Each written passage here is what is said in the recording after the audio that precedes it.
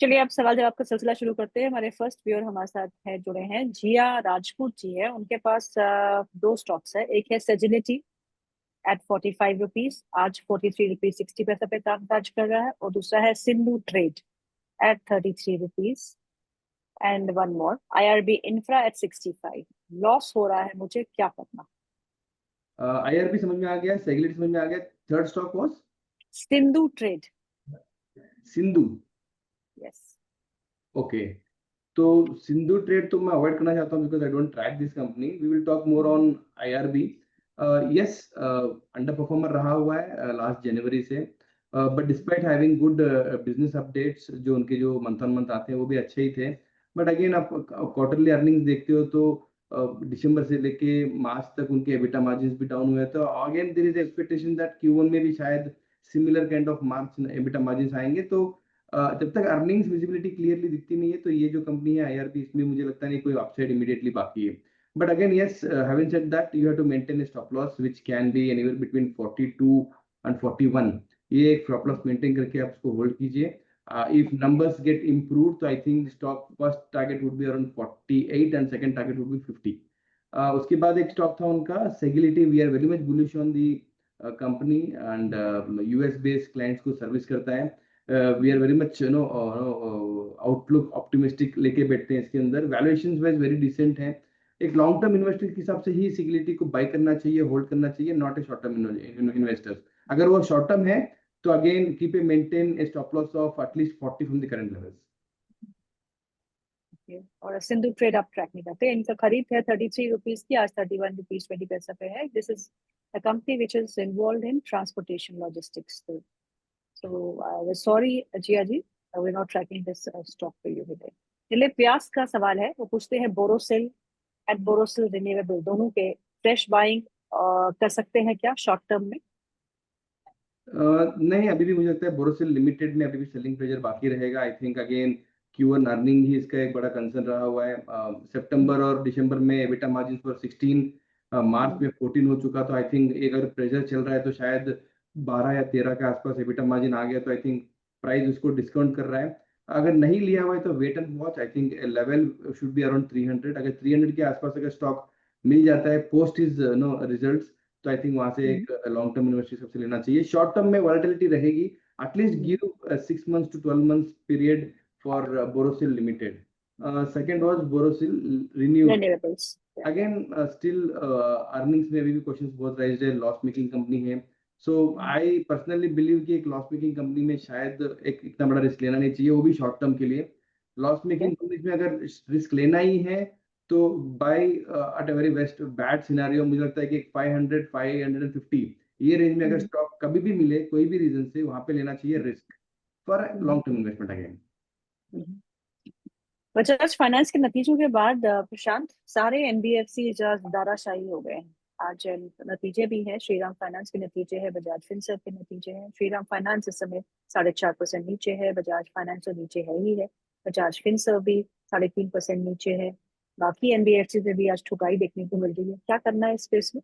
When a big brother of the sector like Bajaj Finance delivers such kind of results, तो obviously sector wise एक trend setup हो जाता है। और high hopes था इसमें भी।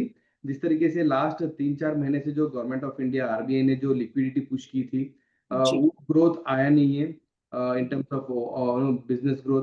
प्लस मार्जिन प्रेशर है, प्लस एसेट क्वालिटी पे क्वेश्चंस राइज हो रहे हैं। So these are very big concerns for the sector. Obviously big brother like Bajaj finance अगर ऐसे नंबर्स देते हैं तो शायद उसके साथ जो भी 1 2 3 4 5 7 जो कंपनियां हैं अप टू एचडीबी फाइनेंशियल्स जो रिसेंटली लिस्टेड है, सब में वो प्रेशर दिखेगा ही। अजम्पशन ये है कि अगर बजाज ने ऐसे किया है तो ऑब्वियसली हमने भी, हमारा भी बुक ऐसे खराब होता होगा, तो सेलिंग प्रेशर है।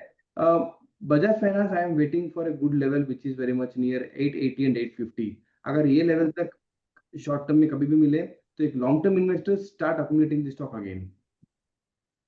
ओके। अगला सवाल जो है वो है पीयूष पीयूष जी का। वो पूछते हैं आरती ड्रग्स के बारे में। उनके पास आरती ड्रग्स के शेयर है जो उन्होंने 544 रुपीज 85 पैसा, यानी कि लगभग 545 के भाव पे खरीदे हैं। इस पे आपका व्यू क्या? डिसेंट कंपनी है इन टर्म्स ऑफ वैल्यूएशन, तो फंडामेंटली नो इश्यूज। मुझे लगता है कि एक अच्छा खासा नंबर्स भी आ चुके हैं, नंबर्स आने के बाद भी कुछ ज्यादा कुछ उस पर असर आया नहीं है। तो hold for a short term to medium term holding at least with target of 600 and 620, but again keep you maintain a stop loss of around 534 from the current level, मतलब ऑलमोस्ट 10-15 रुपए का स्टॉप लॉस है, और 600-620 के target के हिसाब से hold कर सकते हैं। Fundamentally very decent company. Okay, Saddam Hussain ji का सवाल है, वो पूछते हैं ट्रेंड के बारे में। ट्रेंड है 5670 पे लिया है, और दूसरा है Adani total gas at 660 rupees. दोनों में क्या करना देखो ट्रेंड ने हमने देखा है कि उसका ट्रेंड हमेशा वॉलेटाइल रहा हुआ है। है? जी एवरी मंथ जो उसकी बिजनेस अपडेट आते हैं उसके आसपास उसका वॉलेटिलिटी बहुत बढ़ जाती है। उसका सेम स्टोर सेल्स ग्रोथ जो है वहाँ पे भी नेगेटिविटी आई थी, तो वी हैव सीन जी। That drastic fall on June 2 from 6200 to almost 10% नीचे आया था। See again the story is already well built, मुझे लगता है कि बहुत सारा जो ग्रोथ है वो इनबिल्ट हो चुका है प्राइस के अंदर। Valuations now are trading at almost 100 times P, तो which is not justified for such kind of growth. तो वेट एंड वॉच करना चाहिए, ऑलरेडी लिया हुआ है तो एवरेज करना चाहिए 4500 के आसपास, बट अगेन बी लेके long term investors, short term में आपको बहुत वोलेटिलिटी आने वाली है। ओके, और अगला सवाल ले लेते हैं। अगला सवाल जो है वो अंकुर मोदी जी का है। Hello Prashant sir, good to see you after such a long time sir. What's to expect from June quarter results of Imagica world? When can it start its upward journey to 100? जैसे देखो मार्केट ने ये, थकाया वैसे इमेजिका ने भी थकाया। बट एटलीस्ट मैं ये confidence में बैठा हूँ कि 65 और 70 के बीच में ट्रेड हो रहा है फ्रॉम लास्ट 6 मंथ। जी जी। Sometimes it looks very good because portfolio में 20-30% लॉस तो नहीं है।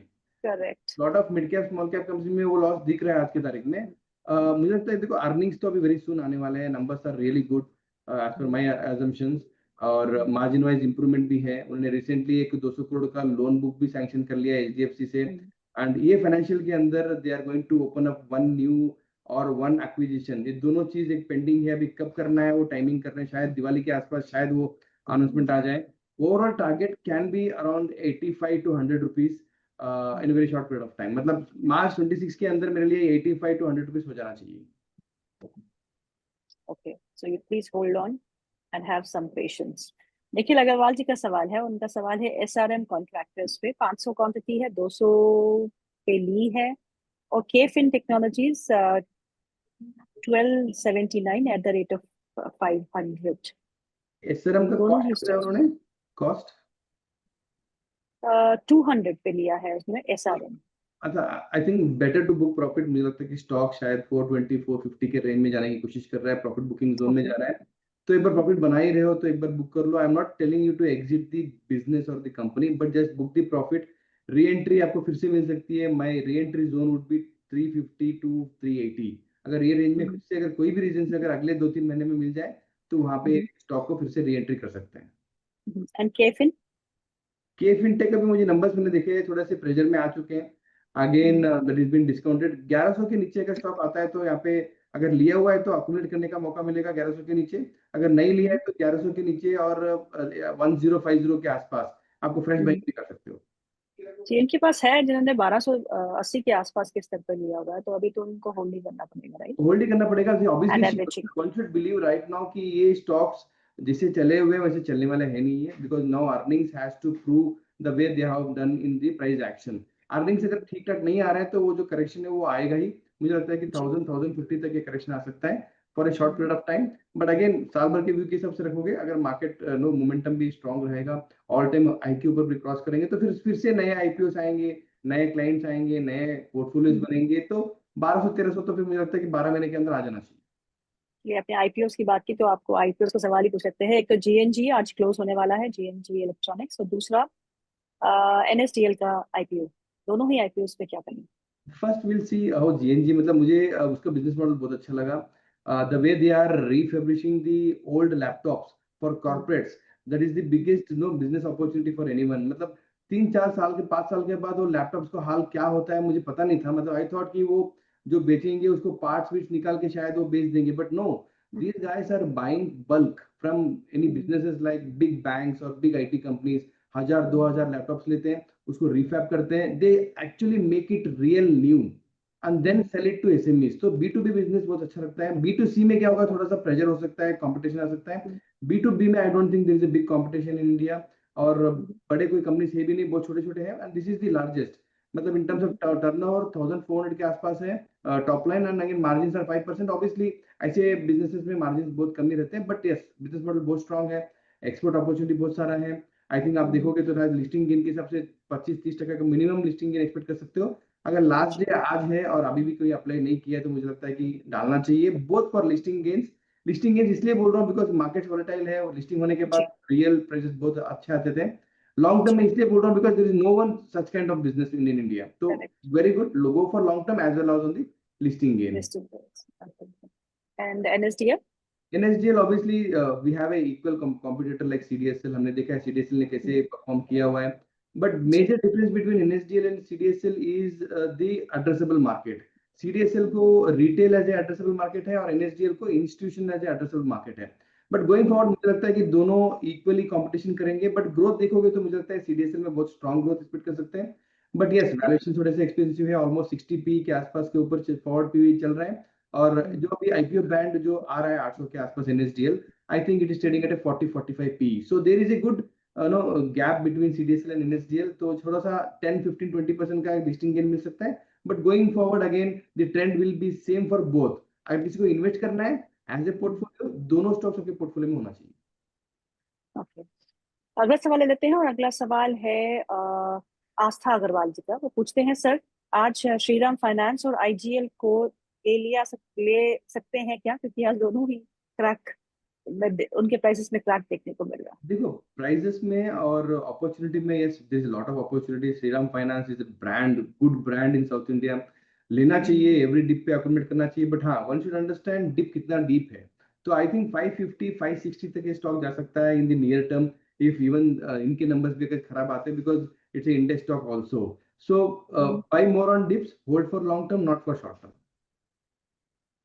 ओके, प्रदीप दलाल जी का सवाल है। वो आपसे पूछते हैं, जेनिथ स्टील एंड पाइप्स उनके पास है, 20,000 शेयर्स है उनके पास, जो उन्होंने ₹6.50 पे लिए हैं। और अभी इसका प्राइस चल रहा है ₹8.65। वेरी और रिस्की दूसरा, ओके, या, वेरी पहले रिस्की। बता। मार्केट कैप ऑलमोस्ट 120 करोड़ के आसपास है, तो हम लोग उसको ट्रैक करते नहीं है। It's a high risk high return stocks, तो one should only invest when we know about the company, about the business and all. Very volatile business है, वेरी मेरे लिए नेगेटिव्स ये दिख रहे हैं कि promoter holding is less than 20%, contingent liabilities are very much high, मतलब 52 करोड़ का कंटिंजेंट लायबिलिटीज है और मार्केट कैप इसका 120 करोड़ है, तो मतलब मेरे लिए थोड़ा सा एक रिस्की बेट लग रहा है। इवन प्लेड्ज भी है प्रमोटर का मार्केट्स में, तो all negatives are very much keeping me under concern. See आपने रिस्क ले चुके हो, keep a stop loss of all time low which is ₹5.65, and target should be at least ₹12 के आसपास, and very high risky, personal recommendation तो है नहीं। संजीव आनंद का सवाल है, sir can I average Coforge and Syngene international at these levels?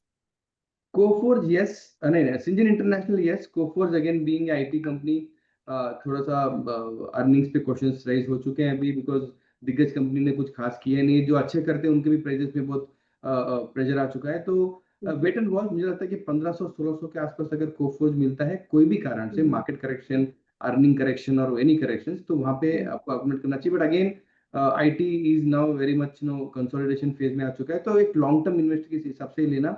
अगर long term सोच ही रहे हो तो I think you should go with Infosys और टीसीएस, नॉट विथ कोफोर्ज और एम्फोसिस में कुछ ज्यादा नहीं जाना चाहिए। सेकंड क्वेश्चन भी था उनका शायद। Second, Syngene international. ये सिंजिन वेरी मच बुलिश, मैं इस पे बहुत अग्रेसिवली बुलिश हूँ लॉन्ग टर्म के हिसाब से। 588-600 के बीच में बड़े बड़े ब्लॉक डील्स भी हुए थे, अच्छे अच्छे फंड्स भी जी, इसमें एंट्री किए हुए हैं, तो yes again long term investors buy here.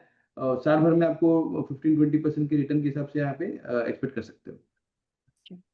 Sadiq Afridi का सवाल है। वो पूछते हैं, sir could you please advise on current market setup and how company results are playing out and what would be the best super rocket bets in the market? बाप, so Q1 earnings तो कुछ अभी तक I think even 10-15% ही आए हुए हैं, मतलब the जी, largest and the mid cap companies, those are not good. High hopes थे बट रिजल्ट्स बहुत खराब आ रहे हैं, तो प्राइस में दिख रहा है आप लोगों को कि वो नेगेटिव आ रहा है, तो there are no big upgrades which are been expected right now. We need to wait and watch for another 30 days, मतलब जो 70-80% जो स्टॉक्स के रिजल्ट्स आएंगे थोड़ा सा, तभी पता चलेगा कि Q1 अर्निंग्स कैसे रहा हुआ है। अभी तक जो है it is below my average, below my expectations, तो मार्केट भी उसको ऐसे ही ट्रीट कर रहे हैं। ट्रिगर्स क्या रहेंगे? एफआईएस का टर्नओवर होना चाहिए फिर से, अगर पॉजिटिव होते हैं, अगर Trump deal better than the world, अपने को कुछ मिलता है, कुछ कंसेशन मिलते हैं, तो then that can be a trigger for markets. Overall सुस्ती है, मतलब I think wait and watch करना चाहिए, not to jump into markets right now. Fundamental बहुत स्ट्रॉन्ग कंपनीज जो होते हैं, फॉर एग्जांपल एसबीआई हो, फॉर एग्जांपल सिंजन इंटरनेशनल हो, for example Tata motors, Tata power, ऐसे स्टॉक्स में ऐसे डिप्स को एज ए अपॉर्चुनिटीज ऐड करना चाहिए।